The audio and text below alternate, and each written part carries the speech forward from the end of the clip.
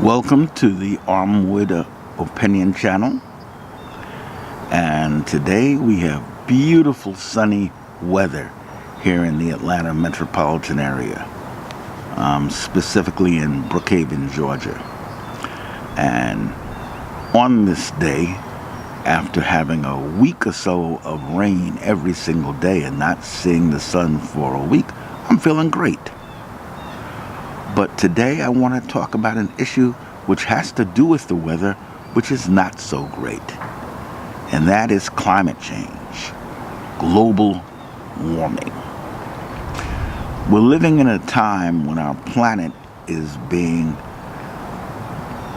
dramatically affected by what human beings are doing with emitting carbon gas and ozone into the atmosphere, and we're raising the temperature. According to the National Oceanic and Atmospheric Administration, NOAA, average surface temperatures on the Earth rose a total of 1.71 degrees Fahrenheit, 0.95 degrees Celsius between 1880 and 2016.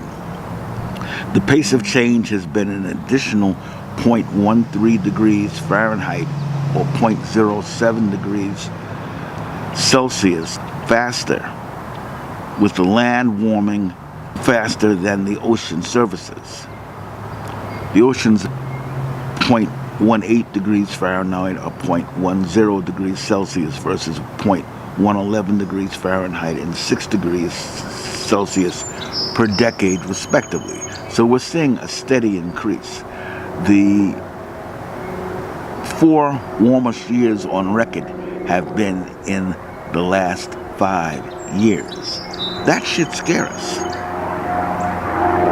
The world has recognized this. 159 nations as of 2017 had joined the Paris Agreement to halt the warming of the planet. And the figure they put is to cut it to 2.7 degrees Fahrenheit or 1.5 degrees Celsius above Earth's average temperature during specifically predetermined times. The United States participated in the crafting of this non-binding agreement during the tenure of President Barack Obama. But President Donald Trump has said that he will not, or his administration will not participate. This is crazy. Any of us who have been to a botanical garden understands what a greenhouse is. A greenhouse is a glass enclosure with plants or vegetables that lets light in because it's clear glass, but the energy from that light can't get out.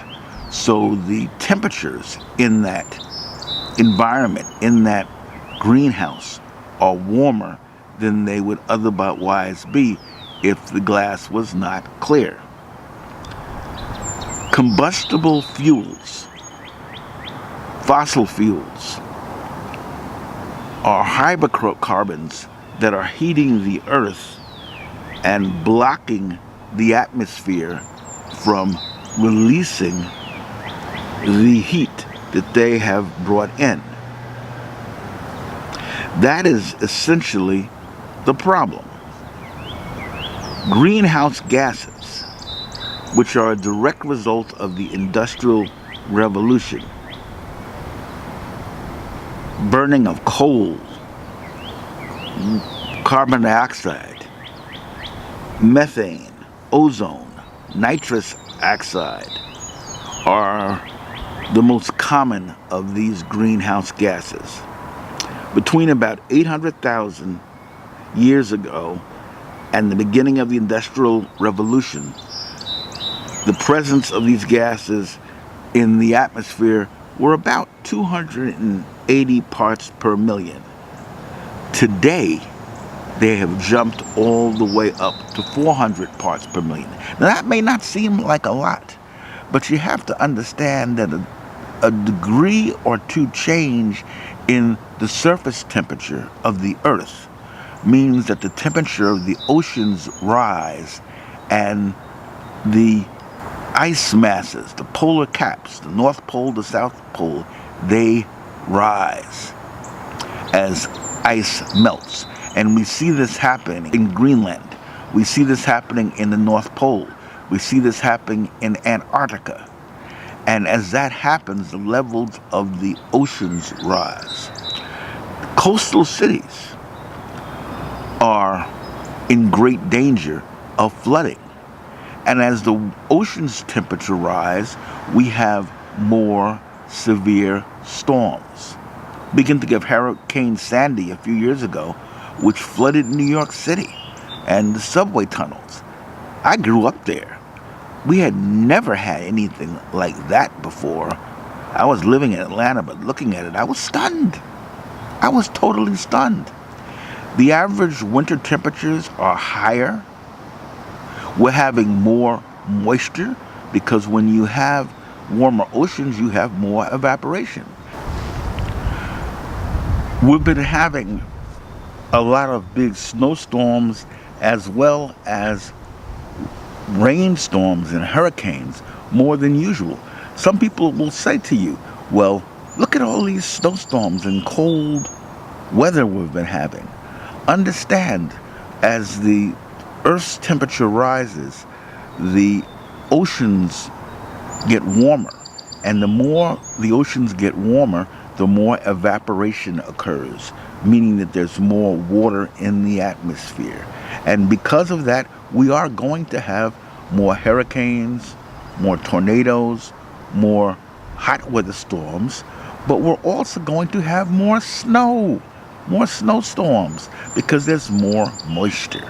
And think about, when does it snow? When it's been cold, and there's a cold air mass and a mass of warm air encounters it. That is the most dangerous time for a snowstorm or ice storm. Those of us who have lived in areas where it snows a lot can predict it. Even when the weatherman says, well, maybe it might snow or might not snow or it might be an ice storm. I hear it all the time in Atlanta, and I can generally predict whether it's going to happen or not by what the temperature has been for the past few days, and whether we're moving from a period of warm to getting colder or a period from getting colder to getting warmer. I worry much less when we're moving from a period that was warm to getting colder. It's more likely going to be rain and not snow. But when it's cold and that warm air mass starts to come in, it then becomes a race. Will the temperature drop in the air to match the temperature in the ground before the moisture gets here? And if it does, you're going to have snow. So to wrap up, we have got to do something about the carbon emissions that are causing global warming. We have to move toward electric cars. We have to stop using coal as a major source of electricity. Yes, it's going to affect jobs. Yes, some people are going to be hurt. Technological change always impacts people. But we're talking about our whole Earth. There are places in the world, island nations, which are being severely affected by climate change right now. Our major coastal cities around the world are in danger. We're at a tipping point. What are we going to do? We're going to do nothing and go for short profits now and not worry about the problems, leave them for our kids and grandkids? Or are we going to do something now? You can do something. Pressure your legislators. There's a new Green Deal on the table that a number of Democrats are putting out and have been pushing. Support this new Green Deal. This is literally a matter of life and death. Have a good day, and I'll see you in the next video.